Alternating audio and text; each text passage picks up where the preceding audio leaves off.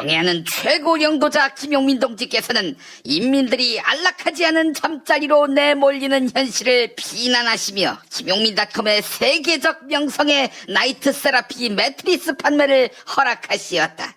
부드러운 쿠션과 단단한 스프링은 세계 인민 모두를 꿀잠 속에 파고들게 하고 있으니 쓰는 사람마다 아침에 일어날 때 가슴이 후련하다고 기쁨에 넘쳐 말하였다. 그러나 미심 기만의 왕초들이 갖은 협잡과 사기 행위로 소비자 인민을 호구로 여길 때 김용민닷컴의 나이트 세라피 매트리스는 20일 동안 사용한 후에 반품 신청에도 100% 환불을 보장하고 있으니 자랑찬 배리어는 대대로 만세의 칭송을 받게 될 것이다. 자세한 내용은 경애하는 김용민닷컴.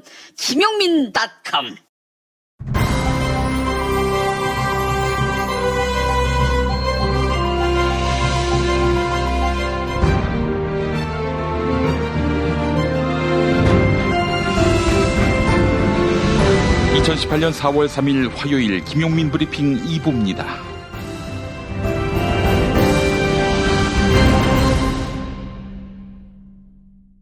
오늘 새벽 서울에서 나온 종합일간지 헤드라인 살펴보겠습니다. 먼저 경향신문 9월 UN 총회에서 남한, 북한, 미국 평화공동선언 추진, 이런 제목입니다. 오는 27일에는 남북 정상회담이, 그리고 다음 달에는 북미 정상회담이 예정돼 있는데요. 정부가 양 정상회담 이후 9월 UN 총회에서 한반도 평화에 관한 남한, 북한, 그리고 미국의 공동선언을 발표하는 방안을 검토하고 있습니다. 또한 남북은 8월 인도네시아에서 열릴 아시안게임에서 남북 선수단이 공동 입장하는 방안을 추진하기로 했습니다. 이번엔 국민일보, 북한 김영철 입에서 나온 천안함, 또 한국일보, 물음표 남은 김정은의 180도 변신, 이런 제목을 달았습니다. 김영철 북한 노동당 부위원장 겸 통일전선 부장이 우리 측 기자들과 만난 자리에서 천안함을 직접 입에 올렸습니다. 평양 고려 호텔에서 기자간담회를 연 김영철 부위원장은 남측에서 천안함 폭침 주범이라고 하는 사람이 저 김영철이다, 이렇게 자신을 소개했습니다. 다만 김영철 부위원장의 발언은 앞뒤 맥락상 천안함 폭침 책임을 인정했다기보다는 우리 측 기자들에게 친근감을 표시한 것으로 보이는데요. 북한은 지금까지 천안함 침몰 사건의 원인 제공을 한 바 없다, 이렇게 분명히 선을 그었습니다. 또한 김정은 북한 노동당 국무위원장은 자본주의 날라리 풍이라던 남한 공연을 칭찬하고 걸그룹 레드벨벳을 입에 올리는 유연함을 보였습니다. 한국일보는 정상국가로 자리매김하려는 의도라는 분석과 함께 준비된 전략이었다는 평가가 나온다, 이렇게 전하고 있습니다. 다음은 동아일보, 택배 배달음식, 하루 쌓인 재활용품, 거실의 절반, 서울신문 뒷북도 모자라, 설익은 쓰레기 정책, 이런 제목입니다. 수도권에서 시작된 재활용품 수거 거부 사태가 긴급 봉합됐습니다. 환경부는 수도권 아파트 폐비닐 수거 안 한다, 이렇게 통보한 약 50여 개 업체와 협의를 벌여 정상 수거하기로 했다, 이렇게 밝혔는데요. 하지만 폐비닐을 수거하는 일선 업체들은 모르는 일이라고 밝혀서 추후에 논란이 예상된다, 이것이 동아일보 보도 내용입니다. 또한 동아일보가 서울의 아파트 단지 10곳을 돌아본 결과 환경부 방침에 따라 쓰레기 수거가 재개된 것은 단 2곳이었다고 하는데요. 환경부는 다음 달 안으로 재활용 수거와 함께 일회용품 사용을 줄이는 내용을 담은 종합대책을 마련할 계획입니다. 그 전까지는 어떻게 해야 할지, 이것도 걱정되네요. 이번엔 세계일보, 국회 지적에 귀닫은 정부, 챗바퀴 국감, 이런 제목입니다. 정부가 최근 3년 동안 국회의원들로부터 중복 시정 요구를 받은 정책 사항은 90건에 달하는 것으로 나타났습니다. 또한 국회 결산 심의에서 최근 3년 동안 매년 시정 요구가 되풀이된 정부 예산 사업은 50여 건이었는데 세계일보는 입법부의 행정부 견제장치인 국정감사와 결산심의가 유명무실하다는 지적이 나온다. 이렇게 전하고 있습니다. 네, 세계일보. 주로 박근혜 정부 이야기일 텐데 정부 구분을 하지 않고 있습니다. 다음은 조선일보. 고3, 고2, 고1, 중3, 대입이 다 다르다. 이런 제목을 달았습니다. 현행 고등학교 3학년 학생들은 지금까지의 수시 확대, 정시 축소 기조에 따라 2019학년도 입시를 치르게 됩니다. 하지만 고2 학생들은 학생들이 선호하는 상위권 대학 위주로 정시 선발 인원이 갑자기 확대됩니다. 교육부의 정시 확대, 수시 축소 방침에 따른 것인데요. 고1 학생은 새로운 교육과정 도입으로 수능 범위가 바뀝니다. 조선일보는 현 정부는 대입 3년 예고제를 더 강화해 대입 안정성을 추구한다고 해놓고 실제로는 더 혼란을 불러일으키고 있다. 이렇게 전하고 있습니다. 네, 혼란이 일어나기를 바라는 조선일보의 마음도 읽힙니다. 이번엔 중앙일보. 최저임금 충격, 영세업자 근로자 을끼리의 전쟁을 부추긴다. 이런 제목입니다. 정부가 내년에 적용할 최저임금을 정하기 위한 절차에 착수했는데요. 중앙일보가 어수봉 최저임금위원장과 인터뷰를 진행했습니다. 어수봉 위원장은 최저임금 인상으로 영세업자와 노동자, 이른바 을끼리의 전쟁이 벌어졌다. 최저임금을 만병통치약으로 여기면 안 된다. 이렇게 이야기했네요. 최저임금이 만병통치약이겠습니까? 기본이지요. 자, 그런데 기본을 이행하는 것조차 부담스러운 일이라며 자본가의 논리를 복창하는 최저임금위원장? 상상하기 쉽지 않네요. 마지막으로 한겨레. 검찰 삼성 다스 소송비 조사 중 노조 파괴 문건 6,000건 발견. 이런 제목입니다. 지난 2월 검찰은 다스 소송비 대납 수사를 위해 삼성그룹을 압수수색한 바 있는데요. 이 과정에서 삼성은 삼성의 노조 와해 전략이 담긴 수천 건의 문건을 만들어 놓았고 이를 검찰이 확보했다는 것입니다. 그 내용은 잠시 후 소개하겠습니다. 오늘의 헤드라인 살펴봤고요. 잠시 후 김보영 아나운서와 뉴스 브리핑으로 다시 오겠습니다. 김보영 아나운서가 어린이 국어력을 키우는 능력을 신장시켜줄 책을 냈습니다. 우리 아이의 읽기 쓰기 말하기인데요. 우리 아이의 읽기 쓰기 말하기. 학부모님들에게 어린이 국어력을 키워줄 좋은 지침을 소개합니다. 김보영 아나운서의 새 책 우리 아이의 읽기 쓰기 말하기 많이 사랑해 주시기 바랍니다. 잠시 후 다시 오겠습니다. 충남 금산의 넓은 인삼밭. 정성농장을 일군 농부아버지 이정열 씨. 자연은 노력한 만큼 내어준다. 그 자연의 마음을 알기에 정성농장을 더불어 일구는 아들 이성규 씨도 아버지에게 배운 것처럼 정직하고 또 성실하게. 정성농장 홍삼은 인삼 재배부터 가공 판매까지 모두 책임지고 있습니다. 그래서 대한민국 1등 품질을 자부합니다. 검색창에 정성농장 홍삼을 검색해주세요. 정성농장 홍삼. 전화문의는 010-9754-6972. 뭐? 달밤 체조? 그거 빨갱이 영화라고 내가 얘기했잖아. 야! 수익의 80%를 노무현 재단하고 정의당에 준대잖아. 그게 빨갱이 아니면 뭐야? 게다가 주진우한테 러닝 개런티 준댄다. 각하 잡으라고. 뭐? 노회찬의 정청래, 김용민까지 출연한다고? 이 빨갱이 영화를 그냥... 달밤 체조 2015 지금 네이버와 비메오에서 상영 중입니다. 다이어트는 결국 먹는 게 문제다! 문제긴 하지. 매끼 식단 챙기기도 번거롭고 빼도 금세 다시 찌고. 아직도 몰라? 비타샵 다이어트를 해봐.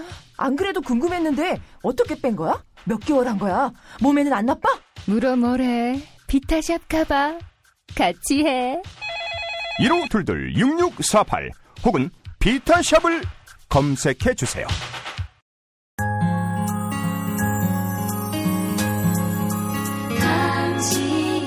정직한 뉴스 보자관 김용민과 주파수를 맞춘다. 새로운 아침 특별한 선택 김용민의 뉴스 브리핑 김용민의 지난 2월 검찰은 삼성의 다스 소송비 대납 의혹을 수사하기 위해 삼성그룹을 압수수색했는데요.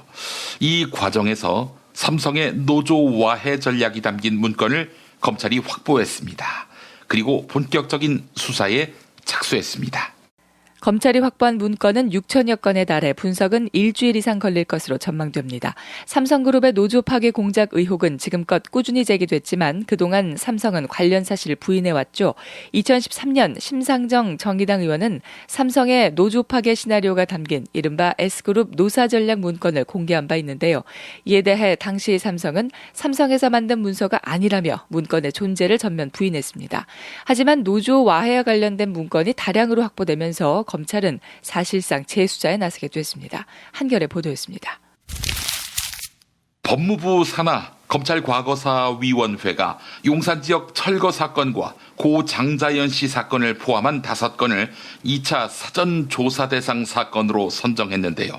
용산 참사 당시 경찰 지휘부가 잘못된 지시를 내렸다. 이런 진술이 나왔습니다. 6명이 숨진 용산 참사는 경찰의 무리한 진압이 원인이라는 의혹이 제기됐지만 미궁에 빠진 상태로 사건은 종결됐죠. 당시 농성장에는 신화와 화염병들이 가득했는데요. 검찰 조사에서 특공대원들은 냄새만으로도 술에 취한 것처럼 비틀거릴 정도였다. 이렇게 진술했습니다. 이런 상황에서 당시 경찰 지휘부가 막로 진압을 재촉했다는 증언이 나왔습니다. 하지만 검거 작전은 일반적으로 화염병이 거의 소모됐을 때 전개합니다. 이 지침을 위반했는지 판단하는 핵심 근거는 특공대 무전 내역인데요. 법원에 제출된 검찰 수사 기록에는 무전 내역에 대한 기록이 빠져 있었습니다. 검찰 과거사위원회가 진상조사를 권고한 이유입니다. 1980년대 당시 무고한 시민을 붙잡아 고문 수사를 했던 전직 국군보안사령부 수사관 고모 씨가 재판을 받던 도중 법정 구속됐습니다. 고문 피해자들에게 진정한 사과와 반성을 하지 않자 재판부가 직권으로 구속영장을 발부했습니다. 그런데 이 고모 씨가 80대입니다. 전직 국군보안사령부 수사관 고모 씨는 제1동포 간첩조작 사건 당시 이종수 씨와 윤정현 씨에게 가혹한 고문을 가했습니다. 그러나 고모 씨는 윤정현 씨의 재심에서 가혹 행위가 없었다는 취지의 증언을 했습니다. 이에 윤정현 씨는 무죄 판결을 받은 뒤 2012년 고 씨를 검찰에 고소했습니다. 하지만 재판에 넘겨진 고 씨는 고문 행위에 대한 혐의를 부인했습니다. 이종수 씨와 윤정현 씨에 대한 고문만 인정하고 나머지 피해자들에게 가한 고문 혐의는 모두 기억에 없다며 회피한 것입니다.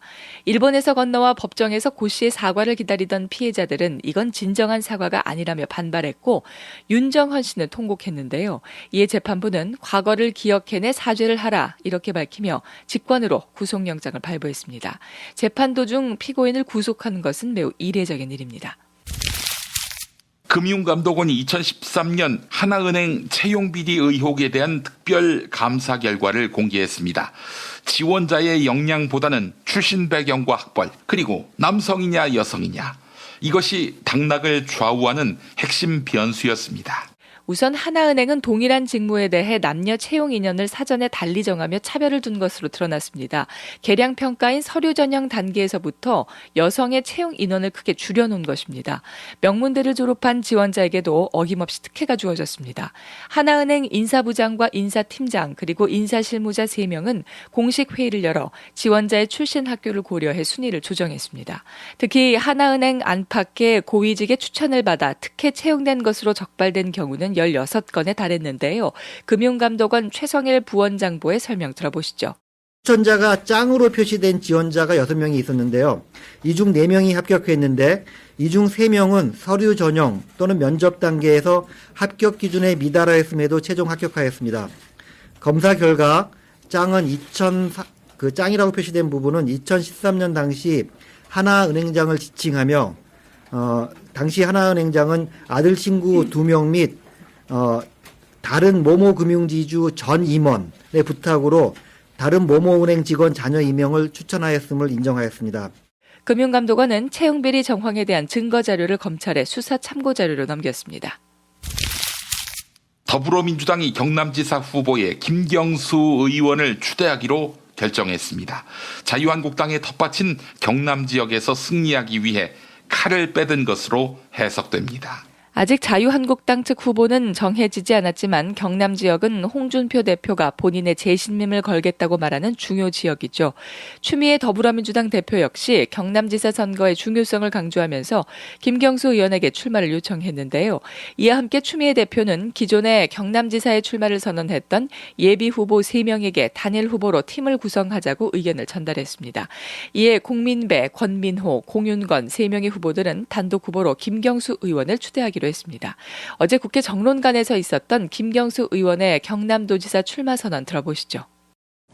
경남의 정권 교체를 통해서 벼랑 끝에 선 경남 지역 경제와 민생을 되살리기 위해 저는 오늘 경남도지사 선거에 출마하기로 결심했습니다. 그동안 열심히 선거운동을 해오신 공민배 후보, 권민호 후보, 공윤건 세 후보께서 성공후사의 대승적 결단으로 저를 경남도지사 단일 후보로 지지하고 원팀이 되어서 선거 승리를 위해 함께 해주시기로 한 데 대해서 깊이 감사드립니다. 도지사 출마로 인해 국회의원직을 사퇴하게 된 데 대해서는 김해 시민들께 진심으로 송구하다는 말씀을 드립니다. 한겨레 21이 고 장자연 씨 사건에 대한 2009년 당시 검찰과 경찰의 수사 기록을 입수했습니다. 그런데 당시 검찰과 경찰은 조선일보 사주 방상훈 씨의 아들이 장자연 씨를 술자리에서 만났다는 사실을 면밀히 조사했던 것으로 드러났습니다. 경찰의 피의자 신문조서를 보면 2008년 10월 28일 방상훈 사장의 아들이 유흥업소에서 술을 마실 때 장자연 씨가 동석했습니다. 10월 28일은 장자연 씨 어머니의 기일로 알려진 날이죠. 또한 장자연 씨가 숨지기 직전 작성한 문건에서 접대를 했다고 밝힌 인물은 모두 5명인데요. 그 5명 가운데 2009년 검찰의 수사 결과 발표 때 언급되지 않은 인물은 방상훈 사장 아들이 유일했습니다. 또한 검찰은 방상훈 사장의 아들을 불러 추가 조사를 하지도 않았습니다. 방송인 김생민 씨가 자신의 성추행 혐의를 인정했습니다. 김생민 씨는 10년 전 출연 중이었던 프로그램의 회식 자리에서 잘못된 행동을 했다. 이렇게 성추행 혐의를 인정했습니다.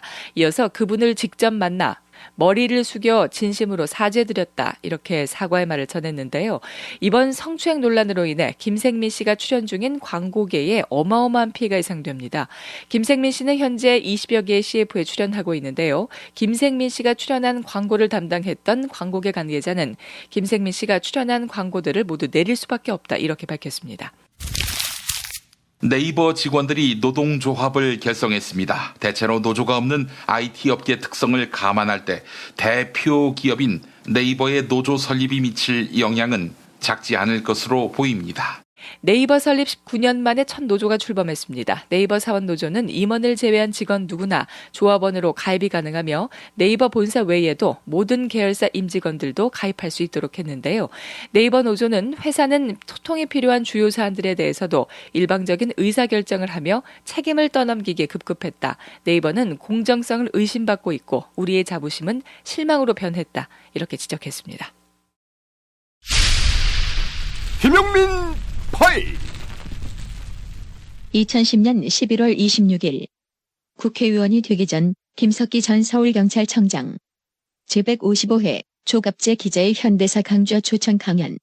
용산사고가 이 본질은 그런 겁니다. 경찰이 무고한 시민을 죽인 것이 아닙니다. 그 범법자들이 경찰관을 죽이기 위해서 경찰이 올라오는 통로에 신나를 뿌리고 경찰관이 올라오니까 화염병을 던져서 불이 나게 하고 경찰관을 죽이고 예석하지만 본인들도 사망한 것입니다.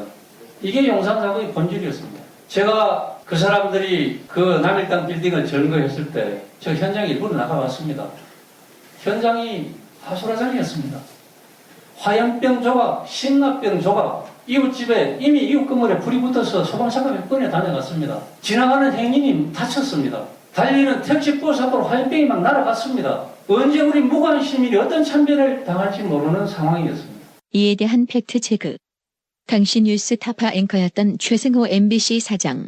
경찰 지휘관이 이미 재판에서 경찰이 진압하기 전까지는 농성자들이 화염병을 던지지 않았다 이렇게 증언을 했는데 김석기 예비 후보는 마치 그 사람과 차가 지나가는데 화염병과 염산병을 마구 던졌다고 했어요. 이거는 심각한 허위 주장인 것 같은데 허위 주장을 해놓고 그래서 진압을 했다. 이 법과 원칙대로 했다. 이런 논리를 구사하고 있네요. 용산 참사 핵심 책임자 김석기 씨가 고향 경주의 국회의원 후보로 출마하자 이에 격분한 권영국 변호사 응징 출마를 선언하는데 거리 유세에서 권 변호사 사람을 죽이는 작전을 지휘해놓고 무전기를 꺼놨다. 나는 작전을 지휘한 바가 없다. 거짓말하다가 나중에 무전기에 녹취록이 나오고 작전 지시 계획서에 자기의 사인한 것이 나오고 계속적으로 사람을 죽여놓고 자기가 지휘한 바가 없다고 거짓말하는, 그리고 이 경주에 내려와서는 나는 정당한 법집행했다고 이렇게 뻔뻔스럽게 용산 참사 유가족에게 2번이나 대못을 박아버리는 시민사회단체가 뽑은 최악의 후보 1위 맞습니까? 맞습니다. 국민들이 최악의 후보로 뽑은 사람을 경주에서 국회의원 뽑으면 이게 바로 경주의 수치가 아닙니까, 여러분? 맞습니다. 하지만 경주시 선거구에서는 이 새누리당 김석기 후보가 45%의 득표에 당선됐습니다. 자랑스러운 천년고도의 문화융성을 이루어내는데 최선을 다할 것입니다. 이런 가운데 어제 KBS 9시 뉴스 경찰 특공대가 농성장에 진입한 순간 불길이 치솟습니다. 철거민 5명과 특공대원 1명이 목숨을 잃었습니다. 당시 농성장에는 신호와 화염병 등이 가득했습니다. 특공대원들은 검찰 조사에서 지휘부가 잘못된 지시를 내렸다는 진술이 나왔습니다. 막루 진압을 재촉했다는 겁니다. 별도의 무전망으로 보안까지 유지했습니다. 일반적으로 검거 작전 전개 시점은 화염병 등이 거의 소모됐을 때입니다. 그 지침을 위반했는지 판단하는 핵심 증거는 특공대 무전 내역입니다. 법원에 제출된 검찰 수사 기록을 확인해봤습니다. 해당 무전 내역에 대한 기록이 빠져 있습니다. 검찰 과거사위원회가 진상조사를 권고한 이유입니다. 용산 참사 유가족은 그 사건을 못 잊는다고 말하고 김석기가 지금 무엇을 하고 있습니까? 김석기는 금배지를 달고 국회에서 활부를 하고 있습니다. 그러나 저희 철거민들 지금까지도 마음속에 트라우마가 생겨 길이로 헤매고 있습니다. 검찰 과거사위원회가 이 사건을 다시 들여다보겠다고 한 지금 김석기의 현재 심정은 혹시 나 떨고 있냐? 제임스 티스푼과 함께 프리미엄 차 전문몰로 새롭게 단장한 전창걸몰에서 전하는 봄 소식. 얼었던 땅을 뚫고 올라온 새싹의 생명력을 전해주는 새싹 땅콩차. 봄날의 새콤함이 느껴지는 이집트 신의 붉은 유혹 히비스커스 차. 부드럽고 따뜻한 봄바람과 같은 중국의 명차 보이차. 맑고 편안함을 선사하는 레몬 밤차. 겨울에 무거워진 나의 몸을 가볍게 해주는 레몬 마트차까지 즐거운 소식 많은 대한민국의 봄. 새싹 땅콩차와 제임스 티스푼의 크로스오버 티파티에 함께 하시죠. 전창걸몰닷컴 전화 070-8635-1288 070-8635-1288. 운전자를 위한 꿀팁 7,000원 운전자 보험 카페. 알고 계세요? 교통사고가 나면 형사합의금, 벌금, 변호사 비용 이거 자동차 보험에서는 보장 못해요. 운전자 상해까지도 책임져드리는 7,000원 운전자 보험 카페. 버스, 택시, 트럭 등 영업용 차량 운전자를 위한 12,500원 운전자 보험 카페도 있습니다. 실손, 부모님 건강, 자녀 보험도 안내해드립니다. 02849-9730 연중 무휴라 언제든 02849-9730. 어? 그 스티커 어디서 났어? 와, 예쁜데? 이거 어디서도 못 구해. 스티커, 문구류, 캐릭터 주문 제작 전문회사 IMC 프렌즈에서 내가 주문한 대로 만든 스티커거든. 어떻게 하면 주문할 수 있어? 인터넷 홈페이지 또는 앱스토어 IMC 프렌즈에서 주문해봐. 머릿속에만 있던 나만의 캐릭터를 여러분의 눈앞에 보여주는 것, 바로 IMC 프렌즈입니다. 010-3311-5071로 전화주시거나 인터넷 검색창 또는 앱스토어에서 IMC 프렌즈를 검색해주세요.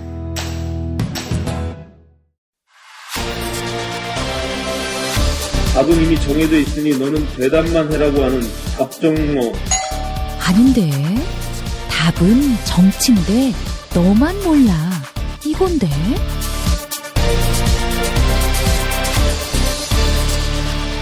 국민보좌관 김성회의 답정너.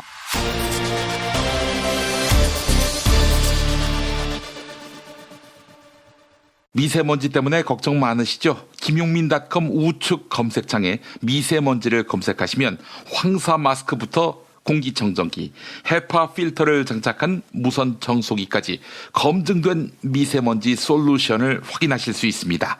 구매하고 후회하지 않으실 제품만 올리고 있는데요. 김용민닷컴 찾아주시기 바랍니다. 답정너로 이어갑니다. 국회 더불어민주당 손예원 의원실 김성회 보좌관 만나겠습니다. 김 보좌관님. 네, 안녕하세요. 예. 자, 어제 이어서 오늘도 지방선거 집중 조명하는 시간 준비하셨는데 오늘 어디로 가볼까요? 오늘은 일단 어제 드디어 도지사 출마를 선언했죠. 김경수 의원이 선언한 경남부터 좀 시작해 보겠습니다. 아, 경남. 김경수 의원이 끝내 이제 경남지사 후보로 나서는군요. 굉장히 오랜 시간 장고를 했는데 사실은 저희가 경남에서 국회의원 한석이라는 것이 가지는 그 무게나 의미 굉장히 중요하고요. 예. 또 이제 청와대와 국회를 연결하는 통로라는 의미에서 김경수 의원이 가지고 있는 본인의 역할이 크지 않습니까? 예. 그렇기 때문에 좀 함부로 움직일 수 없었던 측면이 있고요. 그래서 끝까지 이제 계속 장고를 거듭했던 것이고 사실은 현역 국회의원으로 있으면서 또 국회의원직 사퇴하고 도지사로 나오고 이러는 것이 경남 도민들에게 어떻게 보일 것인가에 대한 진중한 고민이 있었을 것 같아요. 그리고 현장에서 또 준비하고 계신 후보들도 있었기 때문에 김경수 의원 입장에서는 최대한 심사숙고하지 않을 수 없었다는 생각이 들고요. 예. 그러나 여러 가지 과정들을 거치면서 결국 판단한 것은 이번 지방자치선거에서 경남 선거의 중요성에 대해서 김경수 의원과 더불어민주당 자체가 판단을 했다 생각하고 그렇기 때문에 어제 출마 선언과 동시에 후보 단일화가 이루어졌죠. 그래서 사실상 경선 없이 유일 후보로 선거를 뛰게 됐습니다. 예. 경선 없이 유일 후보로 뛰게 됐다. 상대는 경남지사를 지낸 김태호 전 최고위원인 것 같아요. 자유한국당 후보로. 네, 그렇습니다. 워낙 그 지역에서 정치적 무게감이 있고요. 특히나 도지사를 한번 지냈기 때문에 도지사를 지낸 사람으로서의 무게라는 것을 결코 쉽게 봐서는 안 됩니다. 지방자치선거는 들어보시면 생전 이름도 들어보지 못한 나이 드신 분들이 갑자기 후보로 나오고 당선되고 이러는 과정들을 좀 예전부터 보셨을 텐데요. 워낙 국회의원 선거보다는 투표율도 낮은 상태고 보통 50% 안팎이지 않습니까? 예. 그렇기 때문에 조직표가 중요하고 중앙정치의 이름을 날리기보다는 그 지역에서의 평판과 이런 것들이 굉장히 중요하기 때문에요. 김태호 후보가 결코 만만치 않은 상태입니다. 물론 지금 이제 홍준표 대표가 쓰고 있는 이거 올드보이라고 할 수도 없고 보이도 아니죠. 하여튼 이 올드 노인들의 잔치, 자기들끼리 빈티지라고 하는데 사실상 빈티만 나는 후보군으로 구성을 하고 있지만 예. 서울시장의 김문수 후보가 나가는 것과는 저는 무게감이 굉장히 다르다고 생각하고요. 결국 이제 김태호 후보의 등판이 김경수 의원을 도지사직을 결심하게 만드는데 가장 결정적인 역할을 했을 것으로 생각합니다. 이렇게 된 이상은 절대 져서는 안 되는 선거로 이번 경남도지사 선거를 저도 보고 있고요. 예. 우리 당이 어떻게든 힘을 모아서 경남의 교두보를 확보하는 작업이 필요하지 않겠나 싶은 생각입니다. 예. 자, 홍준표 대표가 얼마 전에 김경수 의원을 만나서 니 나오지 말래 이런 식으로 얘기를 했다는 거 아니겠습니까? 가장 위협적인 경남지사 후보감이다라는 점을 인증한 셈인데 자, 근데 이제 사실 리턴 매치 아니에요? 저는 김태호 후보와 김경수 후보가 맞붙은 적이 있었는데 그땐 굉장히 무력하게 졌어요. 김경수 후보가. 2012년 총선에서 첫 번째 1합을 겨뤘고요. 그 당시 이제 총선 후보로서 겨뤘고 김태호 후보가 승리를 해서 승기를 잡은 적이 있습니다만 그때 김경수 의원과 지금 김경수 의원은 그 무게감이나 정치적 역량에 있어서 같은 사람으로 보기 어려운 상태로 보여지고요. 그 당시에는 아는 분들은 알았지만 사실은 노무현 대통령을 끝까지 지킨 비서관으로서 더 유명했던 것 아닙니까? 하지만 이번 대선을 거치면서 청와대와 국회 간의 여러 가지 업무들을 조율하고 또 본인의 정치적 자산을 계속 늘려가는 과정을 밟았기 때문에 그때는 아직 다른 양상의 게임을 저는 치를 거라고 생각을 하고 있고요. 하지만 여전히 현역 도지사를 지내봤던 김태호가 가지고 있는 힘은 크다고 봅니다. 그런데 이제 중요한 것은 후보 공천을 한 것이 이제 홍준표지 않습니까? 그런데 워낙 또 시간이 지나서 다들 잊으셨을지 모르겠는데 2010년에 김태호 당시 전 도지사가 총리 후보로 지명이 돼서 이명박의 부름을 받았죠. 그런데 이제 청문회를 거치는 과정에서 특히 이제 박연차 회장하고 여러 가지 문제들이 나왔어요. 2007년에 박연차를 알았다고 했는데 2006년에 박연차를 만났던 기록이 나오고 결정적으로는 이상조 밀양시장의 출판 기념회 당시 김해 상공회의소 회장이었던 박영차 태광실업 회장하고 김태호 경남도지사가 출판 기념회에 참석해서 함께 찍은 사진이 드러나면서 그 외 뭐 공간에 대한 문제라든지 여러 가지 재산 관련된 문제들 여러 가지 의혹이 불거져서 2010년 8월 25일에 열렸던 최고위원회에서 홍준표 당시 최고위원이 김태호 후보의 사퇴를 요구를 했었죠. 그래서 이제 뭐라고 얘기를 했나 하면 세금 탈루, 부동산 투기 이런 게 없는 게 공정한 세상을 만드는 지름길이다. 이번 인사는 그런 점에서 참 유감이다. 복수의 의혹이 제기된 인사는 의혹이 해소되지 않으면 스스로 거취를 결정하는 것이 옳다라고 말하면서 구체적으로 물러서야 될 인물로 김태호 총리 후보자, 이재훈 지식경제장관 후보자, 신재민 문화체육관광부 장관 후보자를 꼽았습니다. 그래서 본인이 부적격으로 판단했던 후보를 다시 경남도지사로 내밀 수밖에 없었던 지금 이제 경남의 인물난은 한쪽으로 좀 다시 봐야 될 것 같고요. 이때 청문회 때 나온 의혹들로만 해도 과연 이분이 도지사로서의 자격이 있는 사람인지 제가 다시 한번 생각해 봐야 될 것 같고 뭐 검증을 앞으로 또 거치겠지만 지금까지 나왔던 의혹들에 대해서도 사실은 속 시원한 해명이 없었던 것이거든요. 이런 점들이 아무래도 쟁점으로 붙을 것 같고요. 경남 지역은 어쨌거나 이번 선거에서 반드시 더불어민주당이 이겨야 하는 지역으로 보고 있습니다. 부산과 경남이 사실상 최대 격전지가 될 전망인데요.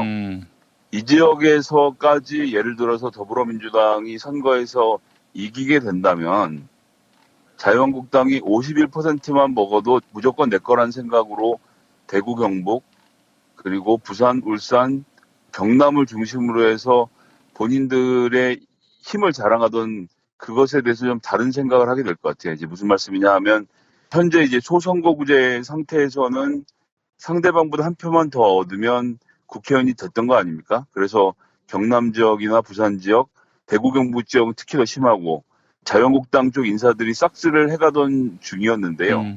지난번 총선에서 경남 지역하고 부산 지역이 전에 없는 성과를 내고 성장을 했지 않습니까? 근데 이제 이번에 예를 들어서 경남도지사 선거를 우리가 이기게 되면 그 기운이 우리 쪽으로 넘어오게 되고 자유한국당 인사들로 하여금 이대로 놔뒀다가는 다음번 총선에서는 우리가 멸망할 수도 있겠구나라는 걱정을 하게 될 겁니다. 그러면 51%를 더불어민주당이 가져가서 전석을 빼앗기느니 차라리 연동형 비례대표제를 받아들여서 우리의 지지율, 경남에서의 지지율인 45%만큼이라도 챙겨오는 게 낫겠다라는 판단을 할 여지가 전 생긴다고 보기 때문에 이번 경남 부산 선거를 반드시 이기는 것이 뭐 더불어민주당을 위해서도 도움이 되지만 연동형 비례대표제 도입이라는 사실상 자유한국당을 제외한 모든 그 정치 세력이 바라는 바, 모든 정치 세력이 자기들이 국민들에게 득표한 만큼 국회의원 수를 가져가서 민의를 반영하는 이런 제도가 도입되게 하는 큰 역할을 할 것으로 저는 좀 생각하고 있습니다. 그러니까 연동형 비례대표제라고 하는 것이 다른 게 아니라 자유한국당이 과하게 가져가는 의석을 정상화시키는 것이다. 이렇게 표현하는 것이 더 정확하지 않을까 하는 생각도 들어요. 예, 더불어민주당도 몇 석 더 가져가긴 했는데요. 예, 말씀하신 대로 과대표되고 있는 거죠. 어떻게 했건 간에 그 동네에서 한 표라도 더 얻어서 국회의원이 되고 나면 그 사람을 지지하지 않았던 60%, 70% 표는 사장이 되었던 건데 그런 표들에게 다 의미를 부여하는 작업을 가지는 것이기 때문에요. 사실상 모든 정당들이 원하는 그림이죠. 한 30% 정도 득표했는데 과반 이상의 의석을 가져가는 이런 기형적인 구조, 이걸 바꾸는 것이 연동형 비례대표제인데 그런 정치개혁안까지 우리 국민들이 함께 고민해야 될 때가 아닌가 이런 생각을 해봅니다.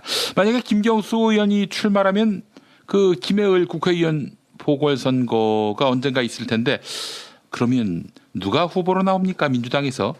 이번에 김해 보궐선거는 지방자치선거와 함께 치러지게 됩니다. 김경수 의원이 후보로 나설 것을 결심했기 때문에 조만간 의원직을 사퇴할 것이고요. 보궐선거는 지방자치선거와 같은 날 치르게 되는데요. 김경수 의원이 워낙 지역구를 오랜 기간 잘 다져온 것도 있고 또 김해 신도시가 만들어지면서 경남 지역과는 좀 사뭇 다른 투표 양태를 보이고 있기 때문에 후보를 잘 내고 김경수 의원이 이제 도지사 후보로 같이 뛰면서 김해 선거운동을 한다면 더불어민주당이 지켜낼 수 있는 지역으로 보고 있습니다. 그런 점도 함께 고려가 됐기 때문에 김경수 의원이 이제 후보로 나갈 결심을 했던 것으로 알고 있고요. 그런데 뭐 구체적으로 아직 거론이 되고 있는 사람은 없고요. 좀 더 지켜봐야 될 것 같습니다. 그 호사가들은 노무현 전 대통령의 장남 건호 씨는 어떻겠는가 이렇게 말하기도 하더군요. 예, 뭐 이런저런 이야기들이 나오고 있지만 뭐 지역 정치는 또 지역에서 많은 분들이 함께 논의를 하실 것이고 또 중앙과 어떻게 잘 연계시킬 것인지를 고민하는 가운데 그림이 그려질 것이라서요. 예, 제가 뭐 섣부른 판단을 좀 하기는 어려운 것 같습니다. 가능성을 완전히 닫아두지 않아도 됩니까? 저는 뭐 그 점에 대해서는 지금으로서는 사실 뭐라고 말씀드리기 어려운 상황으로 보고 있습니다. 알겠습니다. 뭐 이거에 대해서 뭐 속 시원하게 말할 수 있는 사람은 아무도 없을 거예요. 당장 현실화된 것이 아니고 구체적으로 이야기가 오고 가고 있는 것이 아니기 때문에 제가 뭐 이 자리에서 제 예측이 있다면 예측은 이야기하겠지만 제 바람을 얘기하는 것은 좀 맞지 않는 것 같아서요. 예측은 어때요? 김해 지역에서 여러 가지 고민들을 할 것이라 지역의 고민이 먼저 되고 그런 고민이 중앙과 만나는 가운데 후보가 정해지는 것이지 뭐 그냥 구도상에서 야 뭐 노무현 대통령 아드님 하면 어떻게 하느냐는 생각 자체가 자꾸 현실화되는 과정으로 가게 되지는 않을 것이라고 생각하고요. 아, 그렇다면은 출마하기 어려울 것이다. 그렇게 또 제가 단정적으로 말하기는 어렵죠. 전혀 지금 취재된 바가 없어서 그 점에 대해서는 놓고 못하겠습니다. 예, 알겠습니다. 자, 김 보좌관님, 부산도 한번 짧게 살펴볼까요? 네, 뭐 부산은 일단 오거돈 후보하고 정경진 전 부산시 부시장이 민주당 후보로서 지금 각축을 벌이고 있는 가운데 서병수 현 시장이 나오고 있는 형국이죠. 그래서 오거돈 후보가 여론조사를 돌려보면 서병수 시장을 이기고 있다. 이렇게는 지금 나오고 있습니다. 그래서 경선 자체는 오거돈 후보 쪽으로 좀 쏠리게 되지 않을까라는 예상을 좀 조심스럽게 해보는데요. 근데 이제 부산 선거도 그렇고 경남 선거도 그렇고 사실은 전국 지방자치단체장 선거가 다 마찬가지인데 지금의 문재인 대통령의 높은 국정 지지율 그리고 더불어민주당의 지지율은 지방선거에서는 잊어먹고 있는 편이 좋습니다. 왜냐하면 조금 전에 말씀드렸지만 투표율이 50%대에 머물 것이고요. 지금 뭐 부산 경남 지역은 약간 더 과열돼서 투표율이 올라갈 수도 있습니다만 기본적으로는 선거 자체는 그렇게 쟁점이 붙는 선거가 아닙니다. 원래는 지방자치선거가 이쯤에 껴있으면 문재인 정부의 1년 평가 이런 내용들이 좀 포함돼서 세게 붙어야 되는데 제가 더불어민주당 당원이라서 드리는 말씀은 아닙니다만 어쨌거나 문재인 대통령이 너무나도 훌륭하게 국정을 운영을 하고 있어서 문재인 정부를 심판하기 위해서 지방자치선거를 하자라는 구호가 현재로서는 그런 구호가 먹히지도 않고 구도가 형성되지도 않습니다. 심판으로서의 선거라고 한다면 모르겠는데 그렇지 않은 형태라고 하면 사실 지방자치선거의 투표율이 높지 않을 것이고요. 50% 안팎의 투표율에서 뭐 잘 아시다시피 60대 이상은 80%, 뭐 많을 때는 90%까지 투표를 하고 더불어민주당의 주지지층 그리고 문재인 대통령이 가장 높은 지지율을 보이고 있는 20, 30대는 사실 투표율이 높지 않거든요. 그렇기 때문에 지금 나오고 있는 여론조사 결과를 실제 투표 의향책에다 갖다 붙여놓으면 사실은 더불어민주당에 그렇게 만만한 선거가 아닙니다. 지금까지 좋게 나오고 있는 지지율로 뭐 잘 되겠지. 또 유권자분들도 이 정도 했으면 알아서 잘 되겠지라고 생각을 하시고 안심할 수 있는 상황 절대 아니라는 말씀을 꼭 드리고 싶고요. 예. 그렇기 때문에 지지자들이 한데로 뭉쳐서 힘을 모으지 않으면 절대 이 불이 붙지 않습니다. 지방자치선거는 말 그대로 젖은 장작에 불 붙이는 게임이라서 어느 쪽 열성 지지자가 더 열심히 하느냐에 따라서 특히 갈리는 선거거든요. 대통령 선거는 대통령이 나가서 개인기로 해결할 수 있는 부분이 있습니다. 문재인 대통령이 본인이 갖고 있는 비전과 정책 그리고 인품 뭐 이런 것들로 개인기로 대통령 선거를 돌파해 볼 수 있다라고 말할 수 있지만 지방자치선거는 절대 그렇지 않습니다. 철저하게 조직선거고요. 동원선거고 준비된 사람들이 치르는 선거입니다. 그렇기 때문에 우리 청취자분들도 그런 점을 좀 꼭 알아주시고 계시는 지역마다 힘을 좀 모아주시고 후보가 결정되고 나면 한 후보로 또 힘을 모아서 선거를 치르지 않으면 안 된다라는 것. 그리고 저희 더불어민주당 특히 노무현 대통령의 평생의 꿈이자 소원이었습니다만 민주당 세력의 영남권 진출에 쐐기를 박는 그런 지방자치선거가 될 겁니다. 이미 둑은 무너졌다고 생각을 하고요. 예. 여전히 벽은 견고하지만 그래도 해볼 만한 게임으로 돌아가고 있다는 것. 그렇기 때문에 이번 선거에서 부산과 경남을 찾아오는 작업만큼은 좀 저희가 정말 새직생의 각오로 덤벼야 된다고 생각하고요. 예. 그런 과정에서 좀 많은 우리 지지자분들이 힘을 모아주셨으면 하는 바람을 좀 가져봅니다. 예.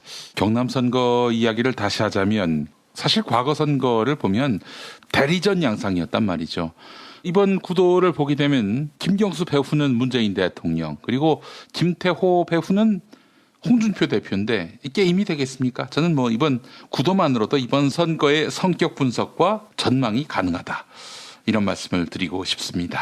네. 어쨌거나 김태호 후보는 이명박 대통령이 총리로 뽑으려고 했던 이명박의 사람입니다. 그런 사람이 후보로 나와서 당선이 되게 준다면 경남 선거 어떻게 치러야 하는지 제가 좀 정확한 그림이 있다고 생각하고요. 지금 말씀하신 대로 그런 구도 안에서 민주당 지지층이 다 집결해서 꼭 선거를 치를 수 있는 그런 분위기가 만들어졌으면 하는 바람입니다. 예, 알겠습니다. 김성애 보좌관님 말씀 잘 들었습니다. 네, 감사합니다.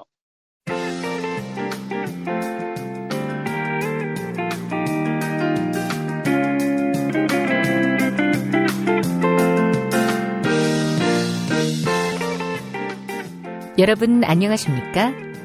지금부터 전국 17개 시도교육청과 무관한 2018학년도 뉴스 듣기 능력평가를 시작하겠습니다. 가정이나 직장, 차량, 야외에 계시는 애청자 여러분께서는 팟캐스트의 음량을 알맞게 조절하여 주시고 팟빵 게시판에 정답과 이메일 주소, 사연을 써올리시기 바랍니다. 모든 문제는 한 번씩만 들려드리니 잘 듣고 지시에 따라 물음에 답하시기 바랍니다. 이제 시작하겠습니다. 카카 큰일 났습니다. 뭐가 또 큰일 났어요? 서울시장에 김문수가 나가기로 했습니다. 김문수? 아니 그 인간 경기도 아니야? 대구이기도 했습니다. 대선도 나온다 만다 했는데 결국 안 나왔지요. 홍준표가 서울 포기했대? 선거 비용 줄잡아 수십억 될 것 같은데 자기 돈 내고 나오겠다는 사람이 김문수가 아니라 류여해라도 환영할 판입니다. 서울은 그렇고 경기도 남정필은 어떻게 가망이 있대?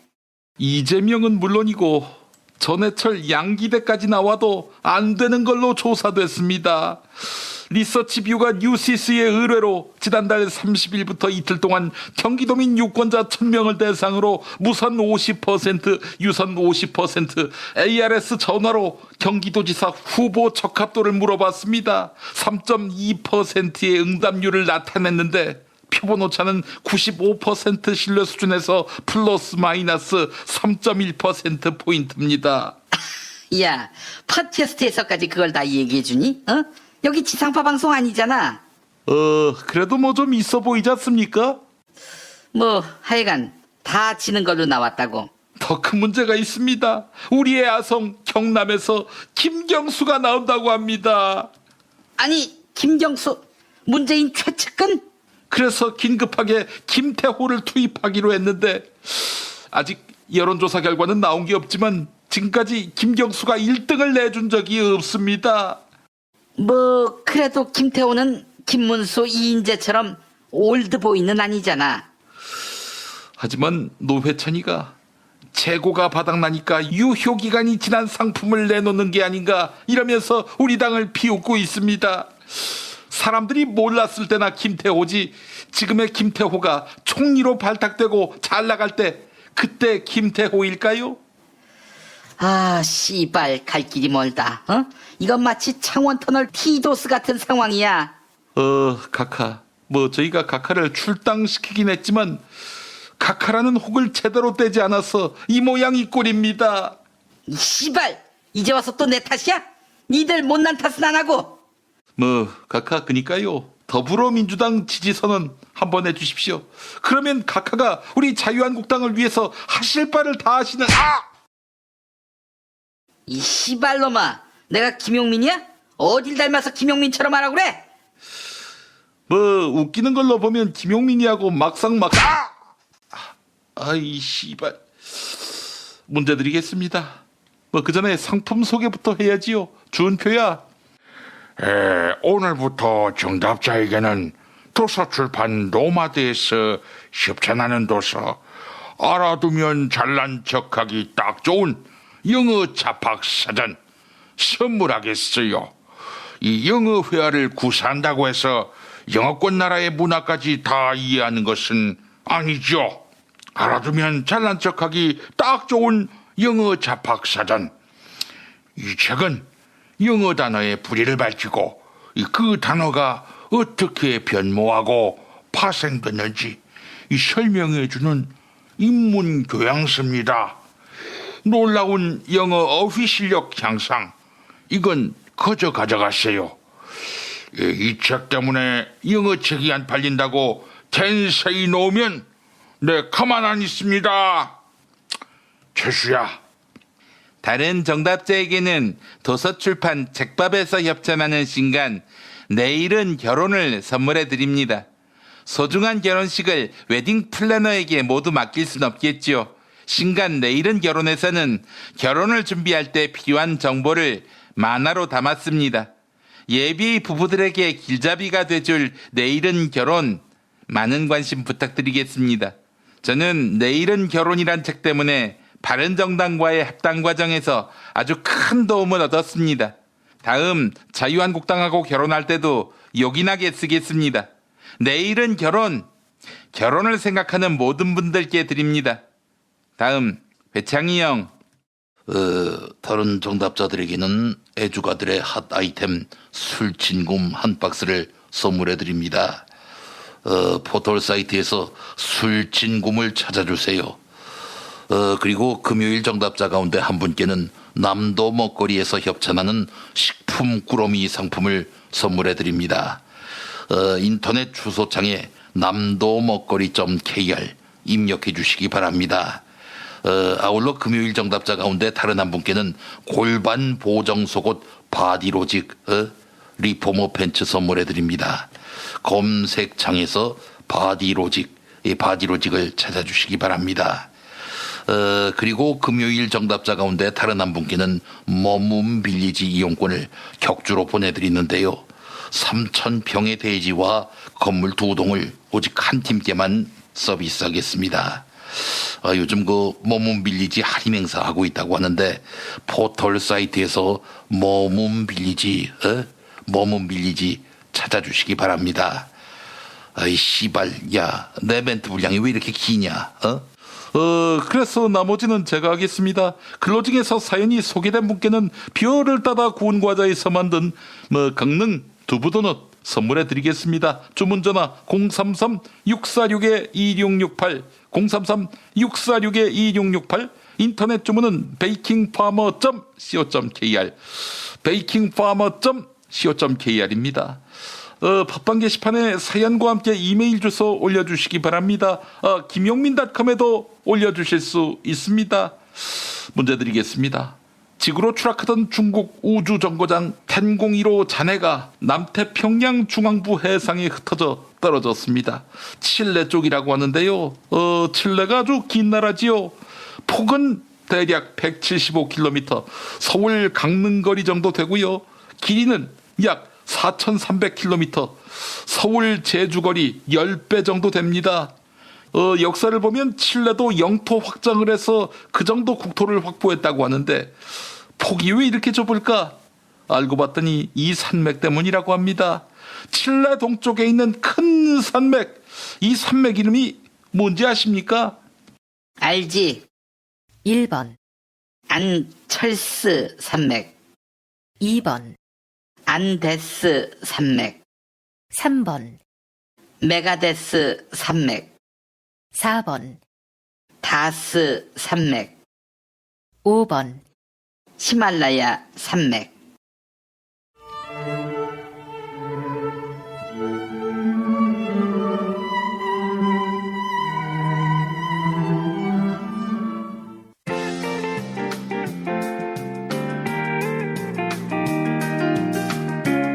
수고하셨습니다. 정답자는 다음 방송일 뉴스 포렌메리가 끝나고 발표합니다. 이상으로 전국 17개 시도교육청과 무관한 2018학년도 뉴스 듣기 능력평가를 모두 마치겠습니다. 야, 근데 홍어가 진짜 그렇게 몸에 좋아? 아니 끝내준다니까. 근데 비싸지? 별나 싸고 열나 맛있는 홍어가 있다니까. 어디? 알싸한 홍어. 네이버 검색창에 알싸한 홍어를 검색하시고 1599-6456 전화 주문도 가능합니다. 허리가 아파요. 아랫배가 나와요. 골반이 바로 서야 건강도 아름다움도 바로 섭니다. 바디로직을 입으세요. 토크밴드의 입체적인 탄력이 틀어진 골반을 바로잡습니다. 간편하고 확실한 골반 교정 타이즈 바디로직. 장실 굿모닝 화장실 바나 굿모닝 바나나. 이건 제가 써보니까 효과가 있는 것 같아요. 판촉물이나 단체 선물이 필요할 때 이왕이면 우리 편 회사 네피아를 찾아주세요. 인터넷 검색창에 네피아를 치시거나 032-519-4800으로 전화주시면 친절하게 상담해드립니다. 그런데 상품은 뭔가요? 네피아를 가서 고르세요. 3만 가지가 넘는 물품이 있어요. 오늘 녹음 끝나고 한 잔? 술 끊는다며. 새해가 되면 술 끊겠다는 결심들 많이 하시는데요. 네. 쓸데없는 짓 하지 마시고요. 네, 술친굼이 있잖아요. 네이버에 술친굼을 검색하세요. 멀쩡합니다, 진짜.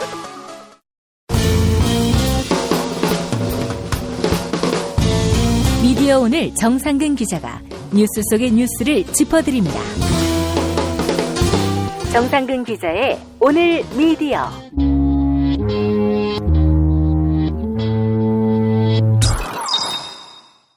미디어 오늘 정상근 기자 만나겠습니다. 정 기자님. 네, 안녕하십니까. 예. 자, 오늘 준비한 소식 어떤 것이 있습니까? 네, 사실 오늘은 엊그제죠. 일요일에 스트레이트에서 보도했던 이 장충기 문자 3탄과 관련된 말씀을 드려야 되는데 이거 저희 김도현 기자가 이 사람들 실명을 지금 확인을 하고 있는 상황이에요. 그래서 그 얘기는 실명이 나오면 다시 좀 전달을 해드리도록 하고요. 예. 그리고 오늘 또 기사가 많았는데 조선일보의 방상훈 사장이 성희롱과 관련해서 조선일보에서도 이 피해 폭로가 있었다라는 말씀을 좀 전해드렸었잖아요. 근데 이에 대해서 이제 방상훈 사장이 사보에다가 뭐 무관용 원칙을 적용할 것이다, 뭐 이런 얘기도 했는데 그것도 그냥 이 방상훈 사장이 뭐 그런 얘기를 했다는 정도여서 그래서 오늘은 이 MBC에서 재점화된 블랙리스트 논란에 대해서 말씀을 드리려고 합니다. 예, 우리 방상훈 사장님이 참 훌륭한 인식을 갖고 계시네요. 네, 그렇습니다. 자기 자신에게도 동일한 잣대를 들이댈 거라 네. 믿어 의심치 않습니다. 네, 그럼요. 꼭 그래야죠. 이 무관용 원칙을 적용을 해야 되기 때문에 예. 자기 자신을 이제 넘기면은 그거는 관용 원칙 아니겠습니까? 그렇죠. 물론 이제 뭐 수사 결과가 나와야 알지만. 예, 알겠습니다. 성희롱의 무관용 원칙을 적용하겠다. 성희롱에 대한 징계를 강화할 것이다. 네, 방상훈 사장의 이 말씀이 실행에 옮겨졌으면 좋겠는데 조선일보 노조 여성조합원 21%가 성폭력 경험이 있다. 아니 5분의 1이 그 회사 안에서 성폭력 경험이 있다면은 글쎄요, 이 사장님 말씀이 잘 먹히지 않는 회사라는 이야기 아니겠습니까? 그러게요. 이게 당시 노조에서 했던 여론조사가 그 샘플 수가 그렇게 많진 않아요. 한 50여 명 정도를 대상으로 했는데 뭐 그 중에서 이제 꽤나 이제 높은 비율로 이렇게 성추행을 당했다, 아니면 뭐 이제 언어적 성희롱을 당했다 이렇게 폭로를 한 상황이어서 관련해서 징계를 방상훈 사장의 말씀처럼 이게 하게 되면 그야말로 이제 조선일보에 피바람이 불지 않을까라는 생각이 드는데 과연 좀 그렇게 할 수 있을지는 조금 더 두고 봐야 될 것 같고요. 특히나 이제 뭐 장자연 사건이 지금 재점화된 상황이기 때문에 방상훈 사장 본인이 엮이지 않았어도 뭐 조선일보 방사장이란 인물이 어떤 인물인지 드러나면 또 이 부분에 대해서도 이제 무관용 원칙을 적용해야 되지 않을까 이게 생각이 좀 듭니다. 예, 알겠습니다. 자, 오늘 본론으로 들어가겠습니다. 네, MBC에서 이제 재점화된 블랙리스트 논란인데 김재철로부터 이어졌던 이 이명박근혜 체제에서 MBC의 많은 아나운서들이 회사를 떠났었죠. 뭐 오상진 아나운서도 그렇고 뭐 김소영 아나운서도 그렇고 뭐 회사를 떠난 사람들이 많은데 또 한편으로는 정말 많은 아나운서들이 본인 직무와 무관한 이른바 이제 유배지로 떠나기도 했었습니다. 그런데 이것이 계획된 블랙리스트로 인한 결과다라는 발표가 나왔는데 네, 이게 MBC 감사국에서 정식으로 조사한 결과에 따른 것이고요. 돌이켜 보면은 지난 2017년에 이 김장겸 체제가 마지막으로 기승을 부릴 때 카메라 기자 블랙리스트가 돌았던 적이 있었어요.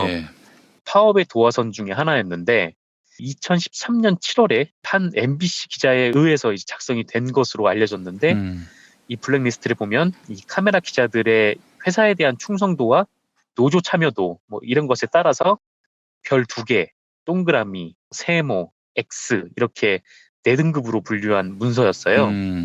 그리고 그 옆에는 계속 격리, 방출 필요, 주요 관찰 대상, 회유 가능 뭐 이런 평가를 덧붙인 내용이기도 했고요. 그때 이 나왔던 얘기가 이게 과연 카메라 기자들에게만 있었겠느냐 했던 것이었습니다. 근데 역시나 이제 아니었다라는 것이죠. 이번 감사 결과를 보면은 아나운서들에게도 이런 블랙리스트가 존재를 했다라는 것이니까요. 아나운서들을 건너뛸 수가 없죠. 워낙 시청자들에게 알려진 얼굴인데다 또 영향력이 막강한 만큼 자기 사람 아니다 싶으면은 분명히 고립시킬 그런 의지가 있었을 김재철 이후 체제 아니겠습니까? 네, 그렇습니다. 이제 분명히 뭐 이런 블랙리스트가 있었을 것이다. 뭐 이 얘기는 좀 많이 나왔었고 아나운서들이 보통 이제 뉴스를 진행하니까 뭐 이 회사의 뭐 뉴스 정체성에 어울리는 사람들이 이제 나오는 거고 또 이제 김재철, 뭐 안광한 그리고 김장겸 체제에서는 배현진이라는 아나운서가 계속해서 그 상징이 되어 왔던 것이죠. 이 MBC 감사국은 그 이명박 정부의 국가정보원이 이 MBC 장악을 위해서 작성한 MBC 정상화 전략 및 추진 방안 그리고 MBC 내부에서 폭로된 카메라 기자 성향 분석표 이런 문건을 놓고 조사를 시작을 했다고 해요. 관련해서 이제 전직 임원들이 부당노동 행위 혐의로 이제 기소가 됐으니까 지난 1월 8일부터 3월 22일까지 특별감사를 했는데 어제 그 결과를 발표를 했습니다. 아나운서 블랙리스트가 어떻게 구성이 됐는지를 살펴보면요. 지난 2013년 12월 모 아나운서가 아나운서 성향 분석이라는 제목의 문건을 작성을 했어요. 그래서 이제 당시 아나운서국을 관할을 했던 백종문 편성 제작 본부장에게 이 문건을 보고를 했다라고 합니다. 그리고 이 문건을 보면 그 역시 카메라 기자들처럼 아나운서들을 강성, 뭐 약강성, 그리고 친사회적 뭐 이렇게 3개 등급으로 분류를 했더라고요. 친사회적은 뭡니까? 그러니까 친사적도 아니고 친사회적이라는 건 뭐 박근혜 정부 사회를 얘기를 하는 건지 그건 잘 모르겠는데. 그래 보여요, 사실. 네, 이렇게 3개 등급으로 분류를 해서요. 32명에 대해서 이렇게 조사를 했는데 강성이 6명, 그리고 약강성이 7명, 친사회적 성향이 그 19명으로 이렇게 분류가 됐습니다. 그리고 이 문건은 이 실제 인사발령에 반영이 된 것으로 확인이 됐다고 해요. 실제로 그 인사발령된 내용을 보면 강성, 약강성 이렇게 분류된 13명 가운데 이 9명, 그러니까 한 69% 정도가 인사상 불이익을 받았다라고 합니다. 대표적으로 이제 신모 아나운서의 경우 2014년 4월 이후에 TV 편성부, 온라인 뉴스부, 뉴미디어 뉴스 편집부 이렇게 본래 업무와 무관한 조직으로 인사 발령이 계속됐고 그리고 오 안무개 아나운서는 2015년 6월 이후에 매체전략국 신매체개발부 이렇게 발령이 났고요.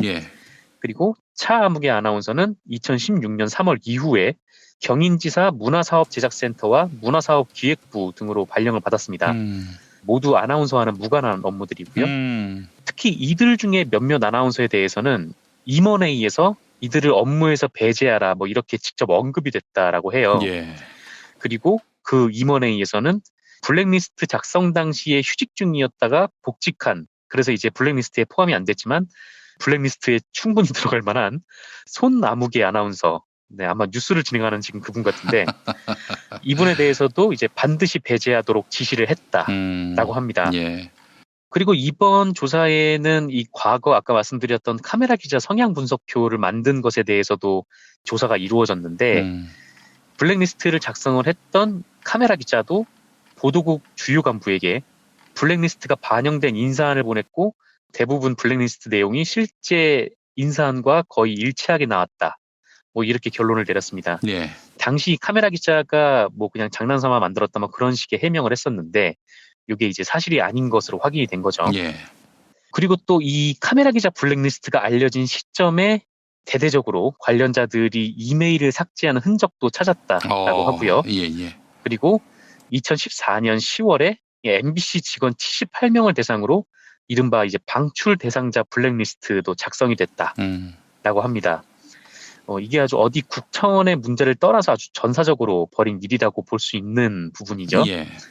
아까 말씀드렸던 이 78명을 대상으로 한 방출 대상자 블랙리스트 명단 중에 이 2014년 10월 24일 임원회의 이후에 인사 발령 내용을 대조를 해보니까 78명 중 총 61명이 이른바 이제 유배지로 발령이 되거나 이제 한직으로 전보가 된 사실을 확인을 했고요. 예. 그리고 여기에 안광한 전 MBC 사장이 2014년 7월과 9월에 인사평가 기준으로 최하 등급 인원에 대해서 인력 퇴출 계획을 지시를 한 사실도 MBC 감사국이 확인했다고 합니다. 예. 안광한 전 사장이 뭐 내년에 3명은 퇴출시켜야 한다 뭐 이런 말을 했다고도 하고요. 그러니까 아주 뭐 조직적으로 이 MBC 언론 노동자들, 그러니까 뭐 전국언론노조 MBC 본부 조합원들을 말살할 계획을 세웠다는 건데 이거는 명백한 부당노동 행위로 보여지고요. 예. 그래서 이와 관련해서 감사국에서 결론을 내렸으니 검찰 조사가 빨리 이루어져야 될 것 같다라는 그런 얘기가 좀 나오고 있습니다. 예. 이런 걸 쭉 보면서 얼마 전에 그 배현진 씨가 자유한국당으로 들어가서 정권이 바뀌고 나서 자신이 블랙리스트 피해를 받았다 뭐 이렇게 주장을 했는데 배현진 씨가 이런 주장을 하려면 뭐 이런 증거를 좀 제시를 해야 되지 않나 뭐 이런 생각도 좀 들었고 MBC 감사국에서 취합한 정보만큼의 정보를 근거로 그런 이야기를 해야 한다. 그렇죠. 뭐 최소한 뭐 이런 문건이 있다 뭐 그렇게 얘기를 해야 되지 않겠습니까? 근데 뭐 분명한 거는 과거 이제 김재철부터 뭐 김장겸에 이르기까지 이분들은 뭐 자신의 업무와 무관한 국으로 이제 발령이 나가지고 이게 뭐 부당노동 행위임이 좀 분명했는데 배현진 씨 같은 경우는 이 전직을 해서 이제 기자라는 지위를 가지고 있었고 그런데 이미 보도국 안에 속해 있는 상황이어가지고 요거는 뭐 이전에 있었던 이 김재철, 김장겸 체제와는 좀 다른 그런 상황이기도 하죠. 네, 어쨌건 뭐 그렇습니다. MBC에서 이런 결과를 발표를 했습니다. 최승호 사장이 페이스북에 글을 남겼네요. MBC 구 경영진의 부당노동 행위가 MBC 감사국의 감사에 의해 추가로 드러났습니다. 불법 행위 당사자들은 대부분 감사를 거부했지만 MBC 감사국은 법률 검토를 통해 합법적인 방법으로 감사를 진행했습니다. 감사국은 블랙리스트 작성 등 불법 행위를 한 당사자들을 인사위원회에 회부해달라고 요청했는데 조만간 인사위원회를 열어서 합당한 징계를 내릴 것입니다. 또 추가로 드러난 증거들은 검찰에 보내서 당사자들이 법적 처벌을 받도록 할 것입니다. 그렇다면 김장겸 전 사장, 안광한 전 사장 지난 1월에 서울 서부지검에 기소가 됐네요. 예, 확실한 법의 심판을 받길 바랍니다. 자, 다음 소식 어떤 뉴스 준비하셨습니까? 1일부터 보도가 쏟아져가지고 뭐 잘 아시겠지만 이 가나에서 우리 국민들이 피랍되는 사건이 있었어요. 한국 시간으로 지난달 27일이었는데요. 납치된 우리 국민들은 이 가나의 수도 인근에서 이 해역에서 이제 참치잡이를 하다가 피랍이 됐는데 총 한국인 3명 그리고 현지 선원 40여 명이 타고 있는 이 455톤급 마린 711호에 타고 있었다고 해요. 예. 해적들이 와가지고 납치를 했고 그다음에 나이지리아 해군이 뒤쫓았는데 뭐 해적들이 이 한국인 3분을 이 스피드보트에 태워가지고 도주를 하는 바람에 지금 행방을 찾기가 여간 좀 어렵지 않은 상황인 것 같습니다. 이 얘기는 뭐 다 아실 테고 근데 사실 이 피랍이 됐을 때 이 기자들은 웬만하면 다 알고 있었어요. 다만 이제 보도를 안 했을 뿐인데 엠바고가 걸려 있었기 때문이거든요. 그래서 우리 국민들을 안전하게 구출을 해야 되는데 이 자칫 섣부른 보도가 이를 그르칠 수 있기 때문에 뭐 엠바고를 걸었고 뭐 이런 엠바고는 뭐 충분히 이해할 만한 것 같습니다. 저희가 예전에 이제 제미니오 납치 사건 관련해서 엠바고를 깬 적이 있었는데 이때는 이 정부가 계속 일을 안 해가지고 일이 진척이 안 돼서 납치된 지가 1년이 넘어가던 시점이었거든요. 그런데 이 마린 711호는 지금 최근의 일이니까 뭐 이제 엠바고를 건 것 같습니다. 그런데 이 청와대가 지난달 31일 밤에 윤영찬 국민소통수석 명의로 청와대 출입기자들에게 피랍 사건과 관련된 메시지를 보냈나 봐요.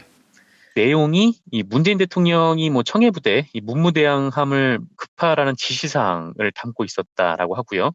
그러니까 엠바고가 이제 깨진 거죠. 청와대가 이제 공식적으로 기자들에게 발표를 했으니까요. 그런데 이제 중앙일보가 이를 두고 기사를 하나 썼어요. 제목이 피랍선언 엠바고 갑자기 해제, 청해부대 급파 홍보 급했나라는 기사의 제목이었습니다. 여기서 이제 중앙일보가 이렇게 얘기를 하는데요. 지난달 27일 아프리카 가나 해역에서 피랍된 한국 선원들의 행방이 묘연한 가운데 정부가 갑자기 엠바고 해제 결정을 내려서 논란을 빚고 있다라는 거죠. 그러면서 외교부가 지난달 27일 피랍 사실이 확인된 직후 선원들의 신변 안전 등을 이유로 상황이 종료될 때까지 출입기자단에 엠바고를 요청을 했고 기자단은 이를 수용을 했는데 통상 해외 납치 사건에서는 납치범들을 자극하지 않기 위해 엠바고를 요청하는 경우가 많은데 그런데 정부가 31일 저녁에 피랍 선원들의 소재가 파악되지도 않은 상태에서 갑작스레 기자단에 엠바고 해제를 통보하며 보도자료를 통해서 사건을 발표했다라는 내용이에요. 그리고 이것이 문재인 대통령이 문무대항함 파견을 지시했다는 청와대 발표를 위해서 외교부가 급하게 엠바고를 해제한 거 아니냐 뭐 이런 관측이 나온다라는 보도였습니다. 그러니까 이게 이 중앙일보 기사의 제목대로 뭐 청와대가 홍보에 신경을 쓰느냐고 우리 국민들의 안전을 뒤로 미루는 이런 발표를 했다라는 주장인 거죠. 그리고 이에 앞서서 엊그제도 기사를 하나 더 출고했었는데 가나 피랍 선언 위치도 모르는데 정부의 수상한 한밤 엠바고 해제라는 제목의 보도였어요. 이것도 그냥 타임라인 순으로 이 납치 관련된 얘기가 쭉 나오는데 뭐 여기서 통상 해외 납치 사건에선 납치범들을 자극하지 않기 위해 엠바고를 요청하는 경우가 많다. 그러나 정부는 31일 저녁에 피랍 선원들의 소재가 파악되지도 않은 상태에서 갑작스레 기자단의 엠바고 해제를 통보하며 보도자료를 통해서 사건을 발표했다. 이렇게 끝을 맺고 있습니다. 뭐 이것도 이제 청와대 엠바고 해제에 대한 의혹을 제기하는 기사로 볼 수 있죠. 그런데 청와대가 이와 관련해서 입장을 발표를 했어요. 청와대 관계자 발로 이 노컷뉴스가 보도한 것을 제가 읽었는데 이 기사를 보면은 청와대 관계자가 이렇게 얘기를 합니다. 이 해당 사안은 국민의 생명이 달린 문제인 만큼 통상적 관리에 따라 엠바고를 걸고 수습 방안을 논의했지만 가나 현지에서 기사가 보도돼서 엠바고의 의미가 없어졌고 단호한 대처가 더 중요하다고 판단해서 공개했다라는 것이었어요. 그리고 이와 함께 피랍 사건이 공개되기 전에 이미 문무대항함 출동 지시를 내렸는데 그럼에도 불구하고 몇몇 언론이 청와대가 홍보가 급했다는 식으로 보도한 것은 매우 악의적이며 유감이다. 이렇게 덧붙이기도 했습니다. 그러니까 청와대가 이 엠바고를 해제한 이유는 뭐 이미 외신 보도를 통해 알려졌기 때문이다라는 것이죠. 실제로 이 가나 현지 매체하고 또 미국의 해운 전문 매체가 28일하고 29일 사이에 이 사실을 보도했다라고도 하고요. 그런데 여기에 또 이 헤럴드 경제가 외신 보도가 엠바고 해제 기준이라는 정부 인식이라는 제목의 보도를 냅니다. 그러니까 헤럴드 경제의 주장은 이런 거예요. 외신 보도가 28일, 29일에 나왔으니까 이 엠바고 해제의 기준이 외신 보도라면 지난달 28일, 29일 사이에 엠바고를 해제했어야 되는 거 아니냐. 그러니까 문재인 대통령이 문무대항함에 이제 파견을 지시한 이후에 뭐 엠바고를 깬 그런 저희가 좀 의심스럽다. 뭐 이런 내용인 거죠. 그런데 이 사실 엠바고라는 게 전가의 보도 같은 것이 저는 아니라고 생각을 하거든요. 물론 이제 국민의 생명과 안전이 달린 일이니까 뭐 굉장히 신중해야 하는 것은 맞는데 근데 지난 이명박 정부 때 있었던 이 제미니오 사건에서 보듯이 정부가 엠바고만 걸어놓고 지금 뭘 하고 있는지 제대로 알려지지도 않았던 그런 사건도 있었어요. 그러니까 제미니오 때는 우리 언론이 이와 관련된 보도를 하면 국내 여론이 안 좋아지고 뭐 그러면 이제 해적들이 더 높은 몸값을 부를 수 있다 뭐 이런 반론이 제기되기도 했었는데 차라리 이렇게 공식적으로 무슨 일이 있었는지 얘기를 하고 이 사태 해결을 해나가는 것이 더 좋지 않았을까 뭐라는 그런 저희 판단도 있었고 당시 이제 재민이어 사건을 보면 결국 이제 엠바고가 깨지고 추정 60분 등의 보도가 이어지면서 보도가 나온 지 이제 몇 개월 안 돼서 그해 이제 12월에 이 납치된 분들이 무사히 다 돌아오신 경우가 있었어요. 그러니까 이런 거를 보면은 뭐 엠바고는 상황에 따라서 걸 수도 있고 깰 수도 있는 거라고 저는 이제 생각을 합니다. 특히 이제 청와대 같은 경우에는 이 소식을 알리는 데 있어서 피랍 선원들의 가족들에게도 다 허락을 맡았다라고 했어요. 그러니까 지금 무엇보다 이제 제일 중요한 거는 이분들의 무사귀환 아니겠습니까? 그런 의미에서 봤을 때 중앙일보나 헤럴드 경제의 이 아까와 같은 보도는 좀 상당히 아쉽고 좀 문제가 있는 것 같다라는 생각이 좀 들더라고요. 그러니까 이 두 매체가 피랍 사건과 관련된 엠바고는 납치범들에게 한국인을 납치하면 쉽게 목적을 달성할 수 있다라는 인식을 깨기 위해 설정됐다. 뭐 이렇게 주장을 하는데 정말 엠바고가 그런 효험이 있는지를 잘 모르겠어요. 그러니까 특히나 이번 같은 경우에는 외신들이 이미 보도를 한 상태고 나이지리아 해적들이 한국의 매체를 보고 뭐 이거를 판단하지는 않지 않겠습니까? 물론 이제 뭐 국민들의 생명이 달린 일이니까 뭐 조심해야 하는 일은 맞지만 근데 뭐 이미 다 알려진 상태에서 우리가 침묵한다고 해서 뭐 이게 의미가 있는 거냐 뭐 이렇게 볼 수도 없는 거고 그래서 뭐 이번 일을 좀 계기로 이 엠바고에 대한 무비판적인 좀 언론의 신봉에 대해서 다시 한번 고민을 해보는 건 어떨까 싶어서 이 소식을 함께 전해드렸습니다.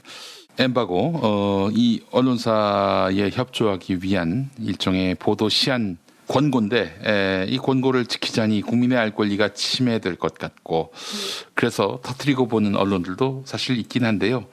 정상근 기자 말씀대로 누구를 위한 엠바고인가를 언론사들이 판단하고 결정할 수 있도록 해야지 이거 무슨 뭐 엠바고가 무슨 만고불변의 법칙이냐 이렇게 생각하면 안 되겠죠. 자, 그러나 하여튼 모든 그 보도의 기본은 출발점은 전반의 상황과 맥락들이 다 담겨있는 진실 보도에 있는 거 아니겠습니까? 의도성에 함몰되면은 진실이 잘 보이지 않습니다. 하여간 그렇기 때문에 언론이 정말 신중하고 또 신중해야 된다라는 그런 뭐 하나만한 이야기인데 제가 덧붙여서 이야기를 해봅니다. 네, 그렇습니다. 이건 청와대 해명이 좀 더 설득력이 있다 이렇게 보는 게 맞죠? 예, 제 생각에는 그렇습니다. 뭐 이게 외신 보도로 다 알려진 상황이고 또 피랍자 가족분들이 그렇게 뭐 승인을 했다면은 이렇게 엠바고를 깨는데 그렇게 큰 무리가 없다라는 생각이 좀 들고 어떤 과정을 거쳐서 또 어떤 조치를 취하고 있고 뭐 이런 부분들이 또 국민들이 또 알아야 또 이제 정확한 뭐 판단을 내릴 수 있지 않겠습니까? 그때 뭐 아덴만의 여명 작전 이후에 막 이제 이 MB가 거의 뭐 이거를 엄청나게 이용했었잖아요. 근데 나중에 또 사후에 보니까 이 석혜균 선장 치료비가 뭐 정부에서 아무것도 이제 지원이 안 돼 있다. 뭐 그것 때문에 또 논란이 됐었는데 요거 같은 경우에는 뭐 국민의 생명과 안전에 걸린 일이니까 뭐 엠바고를 걸 수도 있다고는 하지만 엠바고가 있으면은 국민이 안전하다. 뭐 엠바고가 없으면은 국민이 굉장히 위험에 빠진다. 뭐 이런 식의 판단은 별로 이렇게 도움이 되지는 않는 것 같다라는 생각이 듭니다. 예, 알겠습니다. 자, 정상근 기자님 말씀 잘 들었습니다. 네, 고맙습니다. 제주가 왜 삼다도인지 아십니까? 제주 4.3 사건 다음 제주의 기혼 여성 절반은 과부가 됐습니다. 그래서 바람도 많고 돌도 많고 여자도 많다고 해서 삼다도가 된 것입니다. 그 뒤로 70년이 지났습니다. 그때 태어난 아이가 올해 70이 되지만 제주의 아픈 역사는 쉬이 감춰지지 않습니다. 사람의 생명은 이념과 체제 아래에 있는 것이 아니라 그 위에 있다는 진리. 다시 한번 생각해 보았으면 좋겠습니다. 3호선 버터플라이 버전으로 듣겠습니다. 잠들지 않는 남도. 외로운 대지의 깃발 흩날리는 인역의 땅 어둠 살 뚫고 피어난 피에 젖은 유채꽃이여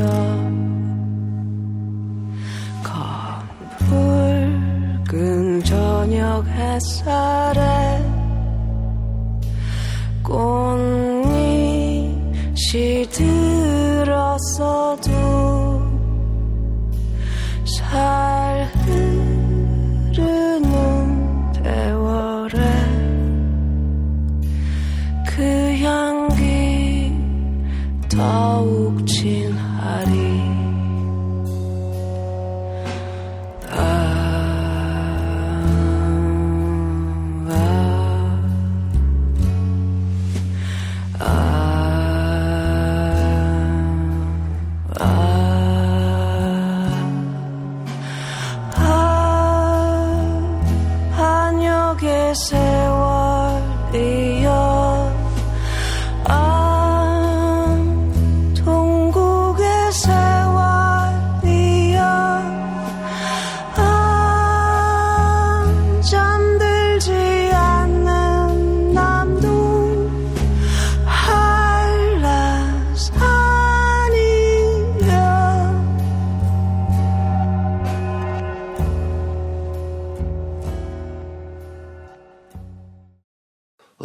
PPL 시간 이회창입니다.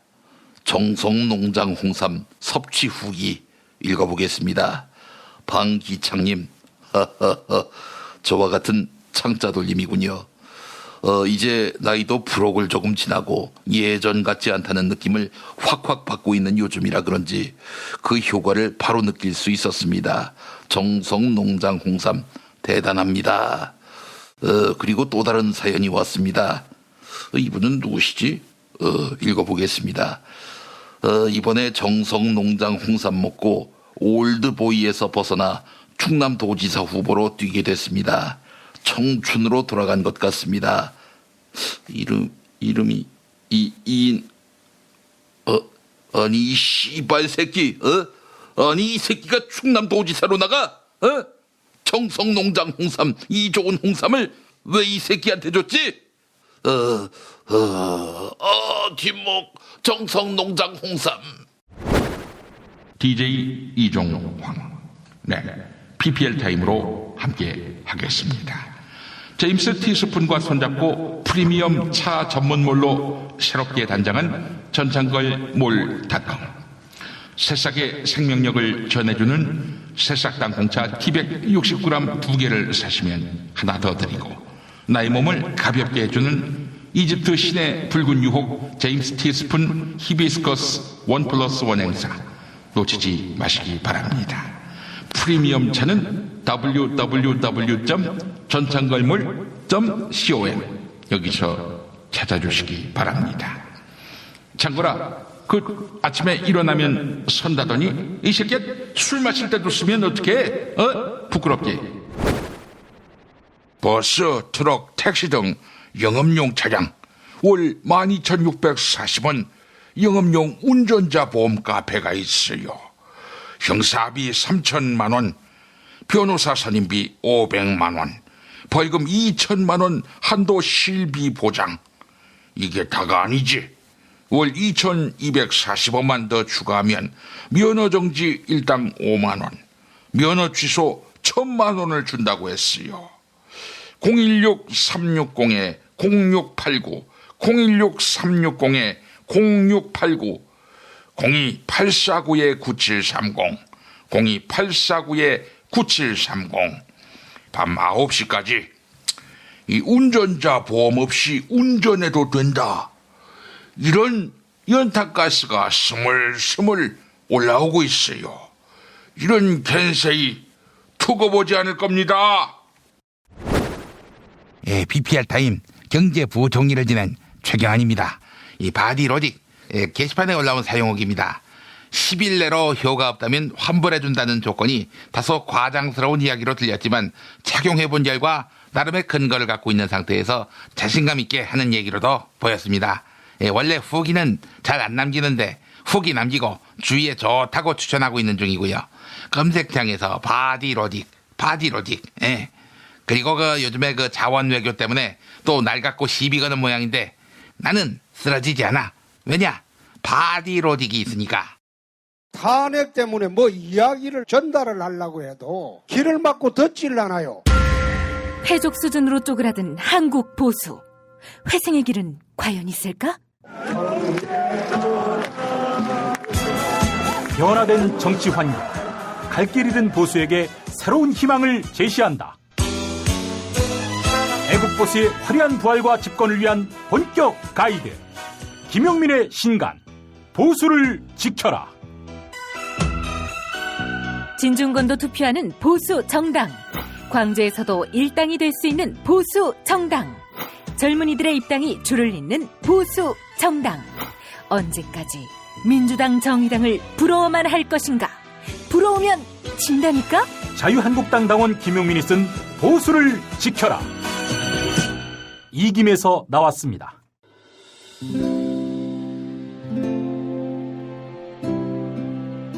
우리가 목사님은 우리 남북 관계에 있어서도 큰 정기를 마련해 주셨습니다. 늦봄 문익환 목사 탄생 100주년. 민주화와 통일운동을 위해 11년 4개월간 옥고를 마다하지 않은 행동하는 양심. 오늘 우리가 누리고 있는 이 민주주의 또 문익환 목사님 우리 덕분이 아주 큽니다. 그가 24년 동안 살았던 서울 강북구 인수봉로 통일의 집이 6월 1일 문익환 통일의 집 박물관으로 거듭납니다. 사람들이 이렇게 항상 북적북적 이렇게 했던 공간이라 아버지한테만 아니라 우리 모두들한테 굉장히 큰 의미가 있는 통일의 역사를 기억하며 통일의 길을 모색하는 문익환 통일의 집 박물관 기념사업 추진위원으로 함께해 주시겠습니까? 이건 단지 어떤 유가족들의 유산이 아니라 우리 시대가 가지고 있는 유산이기 때문에 자세한 안내는 포털 사이트에서 문익환 통일의 집을 입력해 주세요.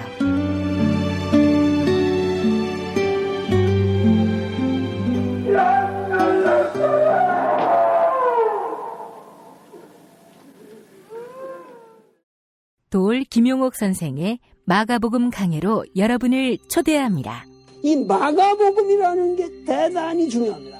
왜냐하면 복음서의 원형이기 때문에 원형.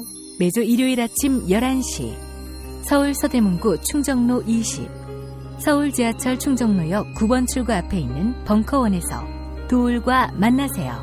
율법을 믿으시겠다고? 신약이 율법의 완성이라고? 얼어빠질 그따위 기독교 내 입 앞에서 제발 입도 뻥끗 터지지 말아요. 그런 소리들은. 벙커원 교회 일요일 예배를 겸하는 이 자리. 도울이 진리와 생명이었던 예수를 원형 그대로 복원합니다. 그 십자가를 과감하게 걸머지고 돌아가신 예수를 말하지 아니하고 믿으면 너는 금방 축복받을 일만 남았다. 이게 한국 목사들 99%의 거짓말 설교예요. 도울의 마가복음 설교는 따로 녹화 녹음되지 않으며 현장에서만 만나실 수 있습니다. 도울 선생의 마가복음 설교는 2월 4일부터 진행됩니다. 김용민닷컴 자유 게시판에 올라온 사연 일부 소개하겠습니다. 나무꾼님, 요즘 뉴스를 보다가 궁금한 점이 있어서 묻습니다. 이명박 일가의 범죄에 대해 검찰이 조사를 못하는 척하는 법적 근거가 무엇일까요? 아마도 그네들끼리 따지는 예우 때문인 것 같습니다. 전직 대통령에 대한 예우.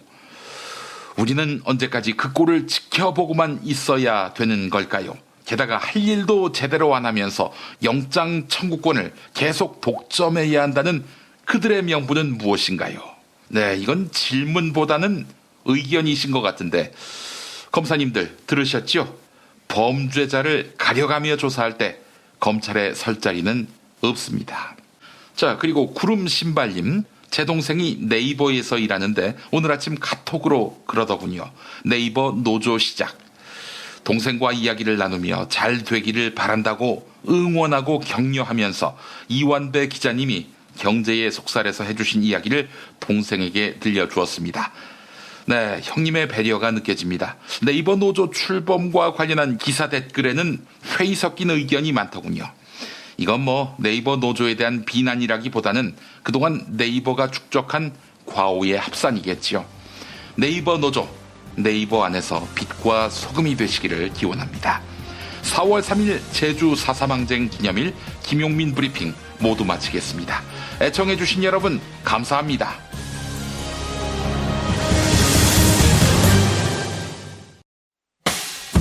김용민 브리핑과 함께한 시간 어떠셨어요? 다음 시간에도 보다 바르고 알차며 즐거운 정보로 여러분을 찾아가겠습니다. 팟캐스트 포털 팟빵에서 다운로드하기, 구독하기, 별점 주기, 댓글 달기로 응원해주세요. 잊지 마세요. 다운로드하기, 구독하기, 별점 주기, 댓글 달기.